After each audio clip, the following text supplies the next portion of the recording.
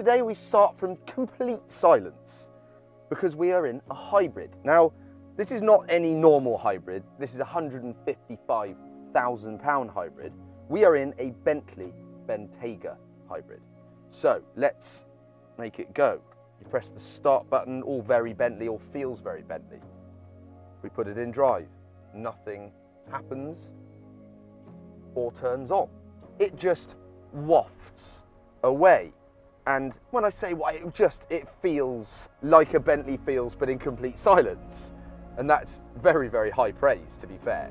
The only thing that I immediately noticed that I miss is that wonderful noise of a Bentley starting up. If you know what I mean, if you've started a W12, they've got this incredible starter motor noise, and then they sort of brum into life, and they just sound brilliant. So that's one thing I do miss. But this is the first time I've driven this car, first time ever. I've literally just got it from the beautiful lake house that Bentley have laid this on at. There's, you know, they're trying to be extremely sustainable by putting it in a sustainable home, and their whole background ethos looking into electric motors. Now, this car is telling me at the moment that it has 33 miles of pure electric range, and I think to start with, just driving around these roads now that I can't go particularly quickly on, we're doing 32 miles an hour, I'm just going to leave it in pure electric mode. There are other modes that we will explore in a little bit. There is a thrum underneath that you can feel things happening. It does feel Bentley big, but at the same time, completely easy to drive. Oh, first time there, the V6 engine has kicked in. The V6 engine in this car has 340 PS and 450 Newton meters of torque. And then you've got obviously the electric motor, which has 94 kilowatts and 350 Newton meters of torque. The batteries in this car that go with the electric motor obviously have 13 kilowatt hours of usable energy and can be recharged in 2.5 hours. Now, on a normal sort of 3-pin plug, I think it charges in sort of 6.5 hours, which is plenty. If you want to, you know, leave it overnight charging, it works like an absolute dream. Much like with all things these days, it comes with an app. You can set the climate control, so the temperature. So with this really hot, you know, weather we're having at the moment, you can actually set it so that you get in the car and it's perfect 21 degrees, or if you've got the dog in the car or whatever, you can set it on your app that it is, you know, or again, if you live in a very cold country, you can set it so it's nice and warm for you. So you've got 3 Bentaygas in the Bentley range. You've got the Speed, you've got the V8, which is I suppose the normal one, and then you've got the hybrid, which is this one, with its 3-litre V6 and electric motor. Right, so let's play around with all the little buttons in here and see what all the different modes do. So currently we are in pure EV driving mode. It's telling me how many miles per kilowatt hour I'm doing, which is 2.7. I basically have 25 miles in this mode that I can drive around, and it will do 84 miles an hour. So in EV mode, you have the throttle pedal is changeable, so it's quite short at the top, but then there's a little sort of holding bit that you go through. You can push through that. There's a little sort of, you can feel like a notch in the throttle pedal. You then push through that and the V6 engine comes in, so it always comes in when you need it. Then I've just got past that cyclist, it then drops back into EV mode. It's so, so clever. Right, so we've got that mode. Next mode is hybrid mode. So this is now going to be intelligent, effectively. So it's going to work out my driving style, the way I drive, and work out the route that it's saying in the map, and it's going to work out where everything is and what's the easiest way to get there, etc., etc. It'll use up, I imagine, all of the electric power, and then you'll be into V6, and then when you get to your destination, you can plug it in and you can get another 30 odd miles out of the electric motors. Then you have hold mode, which basically is just the V6 engine working now. So just the V6 engine working. We still have 443 horsepower, because when you put your foot down, the electric motor still uses some of that reserve power to give you all of that instant torque that you need to get this, you know, heifer lump along the road. basically the hybrid mode in between EV mode and in between the hold mode is like the best of both worlds. So if you use the hold mode and you use the EV mode, you're basically doing what the intelligent mode wants to do. But the way I see it is that you'd use hold mode if you've got on the M4 or M5 or something like that, and you need to blast somewhere. You just blast along and you get there. So then we have the normal modes down here on the little swizzle stick here. So we've got sport, we've got Bentley, we've got comfort, and we've got custom. So you can make it how you want with the custom. Sport mode, let's bosh it in that. It puts it straight in hold mode. And she purrs along. And off we go. And obviously the ride gets a little bit stiffer.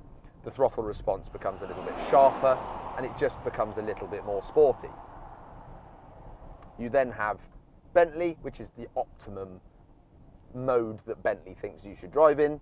You've then got comfort, which I imagine just softens everything off, including throttle response, including steering, including everything, basically. It just softens everything off, which sometimes for a big car like this can make it a little bit too wallowy. And then you've got custom. You can set it up how you want to, which is basically the B mode is where it's at for me, because that's where Bentley thinks it's right, and they know better than I do, if I'm totally honest with you.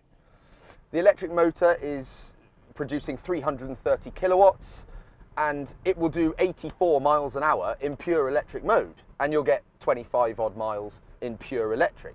Once that is depleted, that is then gone. You then have to recharge it when you get home or when you get to your next destination, which I think works brilliantly. People are going to want to GT this car. They're going to want to Grand Tour this car and use it as a car that is, the electric motors are there to help out in every sense of the word. It will still do 0 to 60 in 5.2 seconds, and this is a very heavy car. This one, I don't know how much this is as tested, but they are £155,000 starting price, which is slightly less expensive. I'm not going to use the word cheaper, slightly less expensive than the V8 model, but it feels fantastic. The ride is absolutely wonderful. Obviously we've got some regenerative braking happening underneath my right foot when I brake, but the brakes don't feel any different to a normal Bentley. The whole cockpit in here, again, complete opulence. It really is a wonderful place to sit and to just be. In this wonderful hot weather we're having at the moment, it's